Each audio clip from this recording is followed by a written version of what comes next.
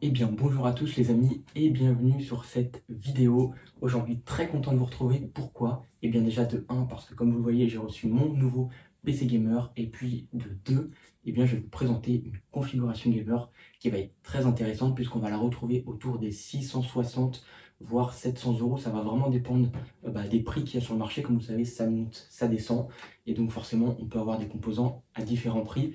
Mais là, au moment où je tourne cette vidéo, eh bien, le budget est plutôt respecté. Donc, pour moins de 700 euros, eh bien, vous allez avoir une configuration gamer qui, peut-être, va être super intéressante. C'est ce qu'on va voir dans cette vidéo. D'ailleurs, d'entrée de jeu, eh bien, j'ai un petit jeu pour vous. À votre avis, ici, vous avez 3 cartes graphiques. Selon vous, quelle est la carte graphique que j'ai intégrée pour ce PC? N'hésitez pas à me le dire dans les commentaires. Et au moment où je vais vous la présenter, eh bien, on verra qui a raison ou pas. Donc, c'est parti, c'est maintenant, c'est à vous de jouer. Avant de commencer très rapidement, pour les personnes qui ne sont pas encore abonnées, n'hésitez pas à le faire, voilà, ça fait toujours plaisir, ça permet de me soutenir. Ici, comme tu le vois, on est sur une chaîne hardware, donc on va parler de tout ce qui est informatique. Donc si tu n'es pas abonné, n'hésite pas à sauter le pas et puis bien sûr, liker cette vidéo et commentez-la si le contenu vous plaît. Ceci étant dit, assez parlé, on va tout de suite rentrer dans les détails de cette vidéo. Et puis, je vais commencer par le petit processeur. Donc, en termes de processeur, les amis, on est tout simplement sur un Ryzen 5. Donc, j'ai choisi ici le 5600 pour accompagner cette configuration. Pourquoi? Parce que pour moi, en 2023, ce n'est plus possible de faire des configurations en PCIe 3. Et donc, j'avais plusieurs choix. Comme vous savez, chez AMD, le processeur qui accepte le PCIe 4, et bien c'est à partir du Ryzen 5 5600. Tout ce qui est en dessous, donc 4500, 5500, etc., n'est pas compatible tout simplement en PCIe 4. Et chez Intel, j'avais le choix aussi avec le i3 12100F, qui est aux alentours des 100 euros, mais qui dispose que de 4 cœurs. Donc c'est aussi un choix intelligent, puisqu'on est sur du PCIe 4, mais il y avait 4 cœurs. Moi, je me suis dit, on va quand même partir sur une configuration qui va pouvoir faire un peu de multitâche, etc. Donc j'ai pris le Ryzen 5 5600, donc ça va être un excellent choix, et j'ai hâte de voir les performances de ce petit processeur. Bien sûr, il est vendu avec son petit ventirad, et donc nous, pour cette configuration, on va utiliser celui de base. Ensuite, on va parler de la carte mère. Donc là, c'est pareil, hein. J'ai voulu prendre quand même une carte mère intéressante, sans être pour autant exceptionnelle. Donc j'aurais très bien pu partir sur du A520M, mais comme vous le savez, c'est vraiment de l'entrée, mais alors vraiment entrée de gamme, et il n'y a rien de particulier sur cette carte mère, et elle n'est pas compatible PCIe 4. Donc là, je me suis dit, on va partir sur la B550M, la DS3H, et bien de chez Gigabyte, qui est une excellente petite carte mère. Ça reste de l'entrée de gamme, mais pour un Ryzen 5 5100, ça va être vraiment parfait et ça va très bien accompagner le processeur. On a 4 slots RAM, donc c'est vraiment pas mal comparé vraiment à l'entrée de gamme, on n'en a que 2. Donc là, en termes d'évolution, c'est intéressant. Et on a 2 ports M2. Donc là, c'est pareil, c'est super intéressant. Donc voilà, on pourra mettre 2 SSD en M2, donc c'est plutôt un point positif. Ensuite, on va parler de l'alimentation. Donc j'aime bien faire dans le désordre, ne vous inquiétez pas, c'est normal. Et là, pour cette alimentation, c'est pareil. Moi, je privilégie toujours qualité et rapport qualité-prix, bien sûr, pour avoir quelque chose d'intéressant, mais pas trop cher. Donc, j'aurais très bien pu partir sur une Aerocool Luxe 550M, mais on connaît la réputation de ces alims qui ne sont pas exceptionnels. Du coup, je suis parti sur une valeur sûre, la MSI Mag, qui est entre 15 et 20 euros plus cher. Même pas, ça dépend au prix que vous allez trouver l'Aerocool Luxe. Mais là, on est sur du 59 euros. Donc, c'est vraiment pas mal. En plus, elle est en 80 plus bronze, 550 watts. Pour une petite config, eh bien, c'est tout simplement parfait. Ensuite, les amis, on va parler de la RAM. Donc là, je me suis fait un petit plaisir, un petit kiff, on va dire. On est parti sur de la Corsair Vengeance RGB Pro. Donc là, c'est pareil, hein. En ce moment, il y a des prix super intéressants sur la RAM. D'ailleurs, tout ce que je vous présente dans cette vidéo sera en description pour les personnes qui sont intéressées de faire un PC gamer.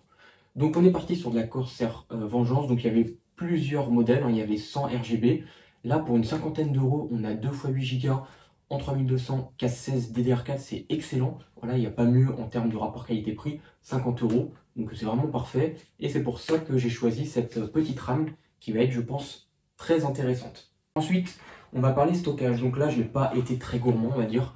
Je suis parti sur un petit stockage de chez Crucial P3.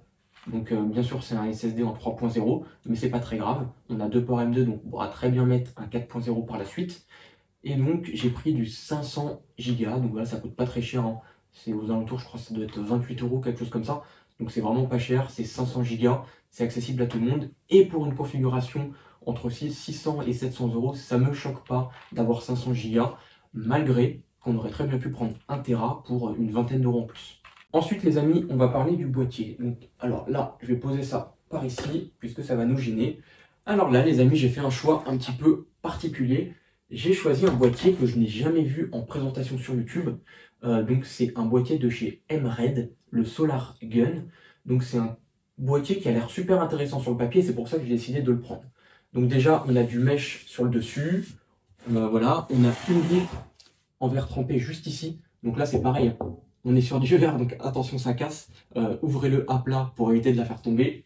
Et on a du vitre aussi à l'avant. Donc alors en termes de refroidissement, je sais que les vitres à l'avant, c'est pas forcément ce qu'il y a de mieux, puisque comme vous savez, c'est pas du mesh, et donc l'air ne passe pas spécialement bien. Donc on a des petites ouvertures sur le côté, mais voilà, j'ai hâte de voir ce que ça donne. En plus de ça, il est vendu aussi avec 2 petits ventilateurs RGB, donc c'est toujours ça de prix, ça fait toujours plaisir. Et donc voilà, en RGB, donc à voir comment ils sont à l'intérieur, je ne sais pas encore, on va découvrir ça tout à l'heure. Et c'est un boîtier qu'on trouve au prix de 50-60 euros, donc c'est pas très cher. Et j'ai vraiment hâte de voir ce que ce PC donne, tout simplement. Les amis, on va en venir à la carte graphique. Et donc là, ça va être intéressant. Je me demande bien ce que vous avez mis en commentaire. Donc ici, on a 3 choix, à savoir que pour un petit budget, la RX 6600 est excellente puisqu'on la trouve aux alentours de 199 voire 200 euros. Donc c'est vraiment un rapport qualité-prix incroyable. Et donc si vous avez vraiment un petit budget, 600-700 euros, ça peut très bien intégrer une petite configuration comme ça, avec un petit Ryzen 5 5600, donc vraiment intéressant. Ensuite on a la 1650 Super, qui est une carte qui date un petit peu, malgré qu'elle soit toujours intéressante, malgré ses performances. On peut la retrouver d'occasion aux alentours des 70 euros. Et on a la RTX 3050. Donc déjà, si vous avez choisi la 1650 Super, eh bien vous avez perdu, puisque ce n'est pas celle-là qui va intégrer mon PC. Ensuite, il va nous rester 2 choix. Soit une 3050, soit une RX 6600. Eh bien, sur mon ancien PC, j'avais une 6600, donc j'ai déjà intégré cette carte, je sais ce qu'elle vaut et je l'ai déjà testée, mais je n'ai jamais eu entre les mains de 3050. Donc vous vous en doutez bien, j'ai choisi la 3050. Je sais que c'est un choix complètement ridicule dans le sens où le prix de cette carte est quand même relativement cher par rapport aux performances, sachant que derrière en concurrence, on a la 6500 qui est au même prix, voire un peu moins cher, et qui est quasiment au niveau d'une 3060, voire un peu mieux. Donc vraiment cette 3050, on ne sait pas vraiment où la situer. Et donc on va dire que c'est un petit peu la carte mal aimée de chez Nvidia. D'ailleurs on la retrouve même pas en occasion. C'est pour vous dire le peu de personnes qui achètent cette carte. Mais j'ai quand même essayé de la prendre pour la tester. Puisque malheureusement, le problème de cette carte-là, c'est qu'elle a été testée dans des petites configurations avec des petits processeurs, donc les 4500 de chez AMD ou le 5500. Sauf que ça, c'est des processeurs qui ne sont pas en PCIe 4.0 et on a bel et bien ici une carte en PCIe 4.0 qui ne demande qu'à être exploitée. Donc la plupart des tests qu'on va avoir, eh bien, même sur 3D Mark, on voit que c'est une carte qui va faire entre 5000 voire 6000 points, mais peut-être qu'en PCIe 4, on aura de meilleures performances. C'est ce qu'on va voir, même si je connais déjà la réponse, vous vous en doutez, on va tester ça ensemble. Bien sûr, cette carte, je vous l'ai mis aussi en description de la vidéo, mais malgré tout, pour cette config-là et pour ce budget-là, si vous pouvez partir sur une 6600, ça vous fera une configuration moins chère, puisque cette carte-là est aux alentours des 250 euros, et celle-là, on la retrouve à 200 euros tout pile, donc vous économiserez 50 euros, ce qui vous fera une configuration à 600 euros. Assez parlé, maintenant ce qu'on veut c'est tester ce PC. Donc ce qui va se passer c'est que je vais faire un petit claquement de doigts et vous allez voir le PC va être monté comme par magie. Vous êtes prêts les amis? Attention. Wow. Oh les amis, c'est de la magie. Le PC il est monté, j'en reviens pas. En claquant des doigts j'ai monté le PC, je sais pas comment j'ai fait. Bon les amis, sans rigoler, sans plaisanter, voici le PC, il est enfin monté et il est prêt à être testé. Donc j'ai tout installé, tout a l'air de fonctionner, je ne l'ai pas encore branché à l'écran, donc ça va être la surprise. En tout cas, les rames sont très jolies, voilà, ça fait un petit truc RGB assez sympa. L'avant, regardez, donc ça fait un peu nid d'abeille, je ne sais pas si ça va bien se voir à la caméra. Il y a un petit éclairage léger, donc avec les 2 ventilateurs RGB qui bien sûr ne sont pas adressables, donc forcément on ne va pas pouvoir les contrôler avec la carte mère ou autre. Ils seront de toutes les couleurs à chaque fois. Donc voilà. Et c'est plutôt sympa. Donc ce que je vous propose maintenant, c'est de passer au test, bien évidemment. Donc les amis, c'est parti pour le test. Très rapidement, voilà, je vais vous parler du boîtier. Comme vous le saviez, j'avais un a priori au départ sur ce boîtier par rapport du fait qu'il y ait une vitre à l'avant, plus une petite plaque en métal avec des espèces de petits trous pour faire un peu un nid d'abeilles. Au niveau de l'airflow, je me suis dit, à mon avis, ça va être compliqué. Et évidemment, j'avais raison, donc les ventilateurs en façade ne brassent quasiment pas d'air du fait qu'on a une vitre. Et de plus, le nid d'abeilles qui fait que l'espace est vraiment très très réduit. Et à l'intérieur, l'air ne circule quasiment pas. Et donc, j'avais des températures assez élevées. Donc, ne vous inquiétez pas. De toute façon, moi, je vous ai mis un autre boîtier dans la description de cette vidéo qui est largement meilleur en termes d'airflow. Mais pour en venir à ce boîtier-là, donc j'ai fait des petites modifications pour essayer d'améliorer tout ça. Donc, j'ai retiré un ventilateur en façade que j'ai placé au-dessus pour faire rentrer de l'air. Et j'avais un ventilateur qui traînait dans mon tiroir. Et donc, je l'ai mis à l'arrière pour faire une évacuation supplémentaire. Donc ça a amélioré un petit peu l'airflow, mais je vais pas vous mentir, c'est pas exceptionnel. Donc ce qu'il faudrait sûrement que je fasse, c'est que je rachète plusieurs ventilateurs et que j'en mette vraiment partout pour vraiment booster les performances en termes de ventilation. Donc on verra ça peut-être dans une prochaine vidéo. En tout cas, place au test, c'est parti. Donc les amis, c'est parti pour un petit 3D Mark. Comme vous savez, j'aime bien commencer mes tests par un 3D Mark. Et donc on va s'intéresser un petit peu aux résultats de cette config. Donc on voit qu'on a un résultat qui est quand même bien équilibré. On a un graphics score à 6530 et un CPU score à 7437, ce qui est plutôt bien. Et on voit qu'on pourrait jouer en 1440p Ultra sur Battlefield 5 à 65 fps et plus. Ce qu'on remarque aussi, c'est que la RTX 3050 a un très bon score de 6530. C'est vraiment pas mal du tout pour une 3050. Et on se rend compte que les performances de cette carte sont quand même intéressantes, mais que malgré tout, c'est le prix qui fait que cette carte n'est pas du tout intéressante. Pour moi, c'est une carte qui aurait dû être entre 180 et 200 euros. Pourquoi? Parce qu'elle vient normalement concurrencer la 6500 XT de chez AMD et non pas la 6600. Et donc, je vous la recommande pas, tout simplement. Partez direct sur une 6500, sur une 6600, qui sera largement plus intéressante. Par contre, je ne sais pas si vous vous souvenez, mais lors de mon ancienne config avec la RX 6600, j'avais un score de 7700 sur ma carte graphique. Et là, on se rend compte quand même que la 3050 est vraiment pas loin derrière. Donc, c'est une carte qui a vraiment du potentiel. Et voilà, moi, je trouve ça dommage que ce soit une carte qui est quasiment pas vendue, tout simplement à cause du prix, Donc, elle aurait été à 180 euros, je pense qu'elle aurait trouvé preneur. Mais là, malheureusement, à ce prix-là, c'est un petit peu compliqué. Donc voilà, si vous avez que 180 euros, partez sur une 6500 XT ou alors attendez d'avoir 20-30 euros de plus et achetez directement une 6600. Maintenant, on va s'intéresser aux températures. Donc là, en termes de température, donc on le remarque tout de suite par rapport au boîtier, on voit que ma carte graphique était quand même dans les 70 degrés. Donc là, au plus haut, on est à 74 degrés. 76 même au plus haut, donc on voit quand même que ça manque un petit peu de performance en refroidissement, d'autant plus qu'on a une carte un seul ventilateur, donc ce qui fait que c'est un peu moins performant. Donc voilà, il aurait vraiment fallu avoir un meilleur airflow dans le boîtier. Donc après on va voir si je peux faire quelque chose d'intéressant. De toute façon je vous ferai une vidéo si jamais j'essaye d'améliorer tout ça. Et ensuite en termes de CPU, donc là c'est pareil, on voit que ça manque un petit peu de performance, Aussi on est sur le ventilateur de base, donc il faut le prendre en compte.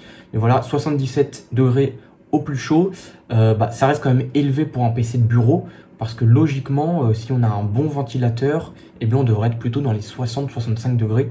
Donc voilà, on voit qu'on a quand même 10 degrés de plus par rapport à un bon refroidissement de base.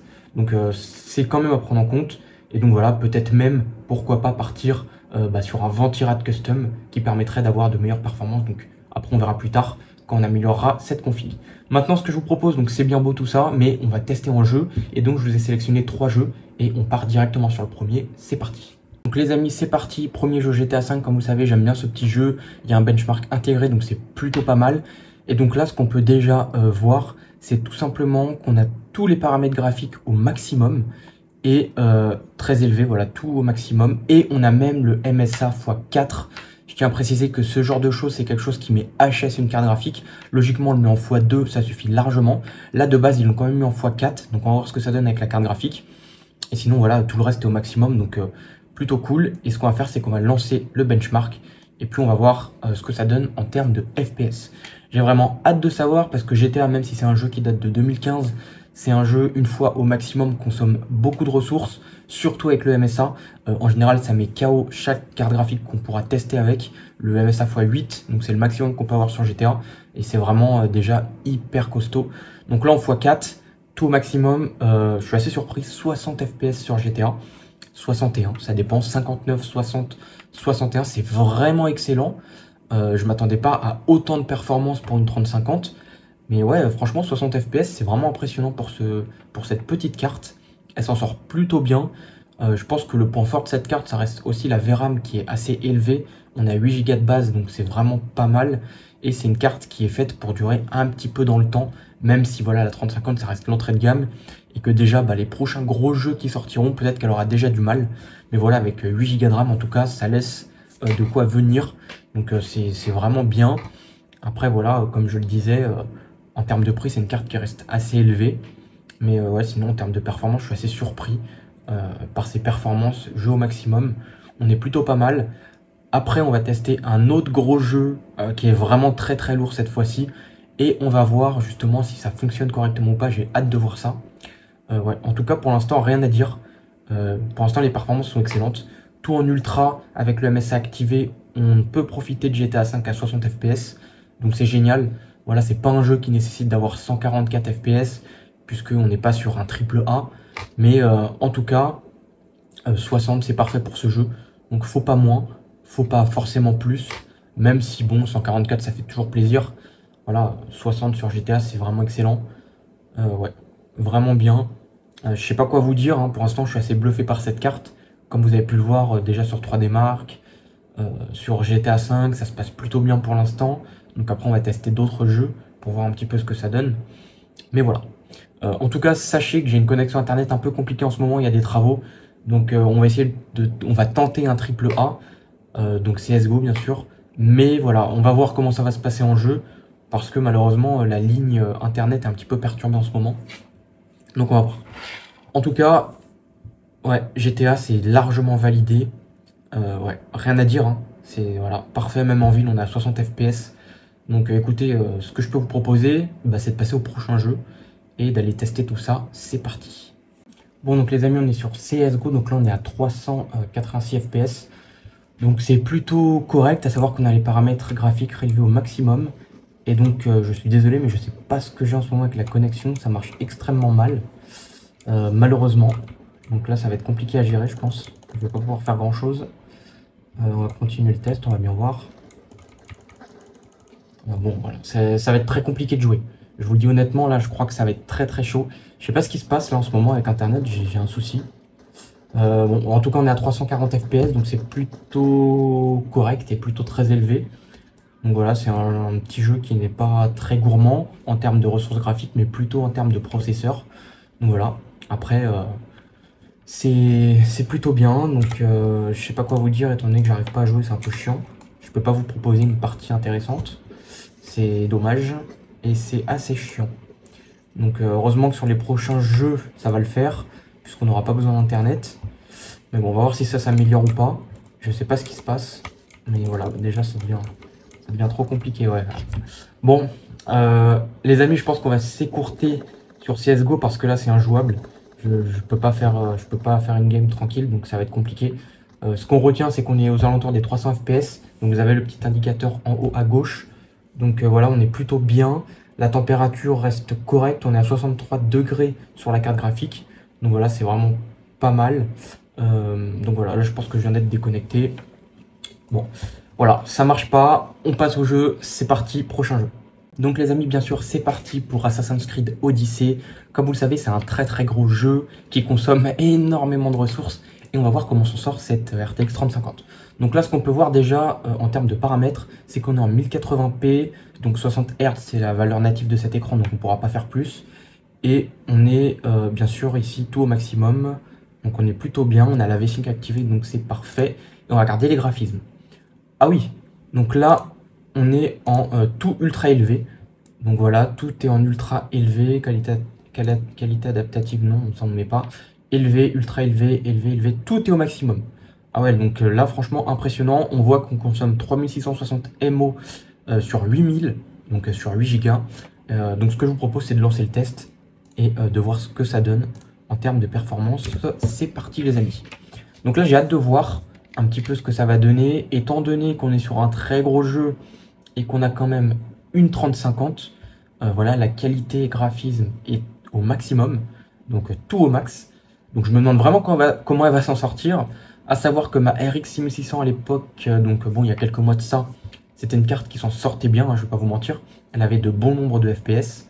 Mais là, vraiment, j'ai hâte de voir avec cette carte. Alors, donc c'est parti, on est à 60 FPS, 50, 60, parfois 70. Donc c'est plutôt pas mal. On voit que la température du processeur graphique monte. Donc on est vers les 68 degrés, donc ce qui est tout à fait correct pour l'instant.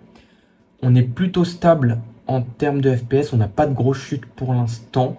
Donc voilà, on est entre 50, 60 FPS. Donc ça reste acceptable. En ultra élevé, franchement, c'est un très bon score, hein. Parce que, comme vous le savez, c'est un jeu qui consomme beaucoup. Donc là, on est vraiment, vraiment pas mal. Donc on va voir les FPS mini qu'on va avoir. Parce que ça aussi, c'est important pour voir un petit peu la stabilité. Donc là, on est plutôt bien, hein. 48 FPS, 50 FPS. Voilà, donc sur un jeu comme ça reste correct, hein. C'est pas un triple A. Donc voilà, c'est pareil. Il n'y a pas besoin d'avoir 144 FPS. Donc un jeu qu'on fait tourner à 60, c'est plutôt bien. À savoir que j'enregistre l'écran avec mon logiciel par derrière. Donc peut-être aussi que ça peut faire perdre un peu en performance, hein. Donc ça, je tiens à vous le préciser aussi. Donc le benchmark est fini, on va voir. Alors, donc on a eu un maximum de 105 FPS, donc ce qui est relativement élevé. Une moyenne de 52, ce qui est vraiment cool.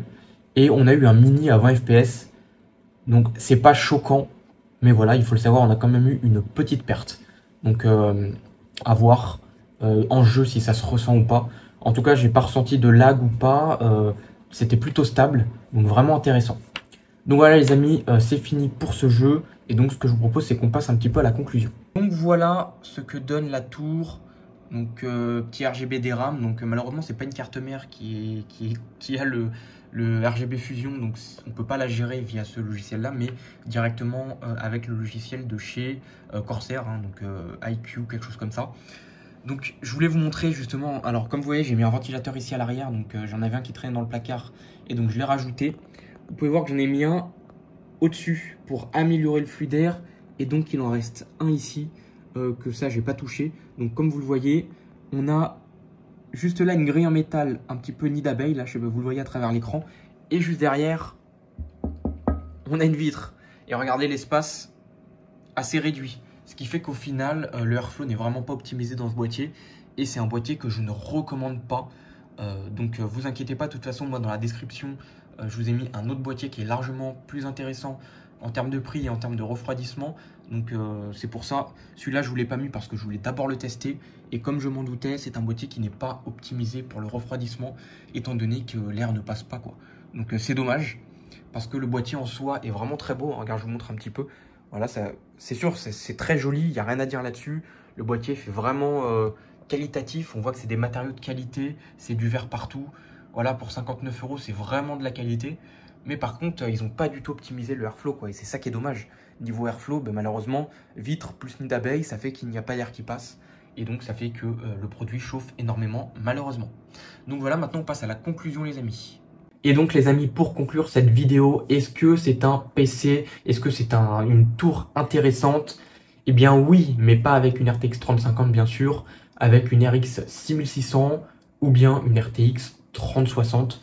Et le budget sera respecté, on sera entre 660 et 700 € avec des composants de qualité. Et ça, je tiens à le dire et je pèse mes mots là-dessus. Là, vous avez une tour qualitative avec des vrais composants de qualité. Si vous trouvez des PC à 700 € sur le marché, vous allez en trouver plein. Mais il faut savoir que la carte mère, ce sera du bas de gamme. Même si là, on reste sur de l'entrée de gamme, on est quand même sur un chipset B550 et pas du A520. Donc voilà, il faut bien le prendre en compte. On a 4 emplacements RAM. Là où sur du chipset A520 ou H610, si vous êtes chez Intel, on n'aura que 2. Donc voilà, c'est à prendre en compte. Vous aurez une alimentation bas de gamme. Là, on est sur une MSI Mag. Vous aurez de la RAM verte. Là, on est sur de la Corsair Vengeance. Et voilà, il y a toutes ces choses-là à prendre en compte. Et forcément, pour le prix, eh bien, c'est super intéressant. Et c'est une configuration que je vous recommande. Donc, bien sûr, pas avec une 3050, avec une 6600 ou une RTX 3060. Ou si vous avez les moyens, vous pouvez prendre une carte un peu plus performante, comme par exemple une 6650 XT qui ira très bien avec ce processeur. Ou pourquoi pas une RX 6700, mais vraiment n'allez pas plus haut. Parce qu'après, en termes de processeur GPU, vous allez avoir un gros déséquilibre. Donc, restez maximum sur une 6700. Et si vous êtes chez Nvidia, vous pouvez partir sur une RTX 4060 ou alors une RTX 3060 Ti, voire 4060 Ti maximum, puisque après, sinon, le processeur va être vraiment beaucoup plus en retrait par rapport à la carte graphique. Et donc, voilà, c'est pas la peine de taper trop haut en termes de carte graphique. Il faut quand même que ça reste équilibré, donc c'est pour ça. Prenez cette base là si vous avez un petit budget, elle est vraiment excellente. Voilà, vous remplacez la 3050 par une Simply 100 et vous avez une configuration incroyable pour 660 €, 700 € maximum, voilà, voire un peu moins, un peu moins. Ça dépend en fonction des prix, comme vous savez, ça varie beaucoup sur le marché. Soit il y a de la baisse, soit il y a de la hausse. Donc voilà, après, c'est à vous de regarder. Je vous ai mis tout en description, bien sûr, comme je le disais en début de vidéo. Et voilà, en tout cas, si tu es resté jusqu'à la fin, je tiens à t'en remercier. J'espère que ce test de PC t'aura plu. Et en tout cas, si tu n'es pas abonné, n'hésite pas à le faire. Ça permet de me soutenir, c'est entièrement gratuit. Active aussi ta cloche des notifications, puisqu'il y a pas mal de vidéos qui vont arriver sur la chaîne. Et voilà, n'hésite pas à liker, à commenter si ça te plaît. Et puis moi, je te dis à la prochaine dans une nouvelle vidéo. Salut!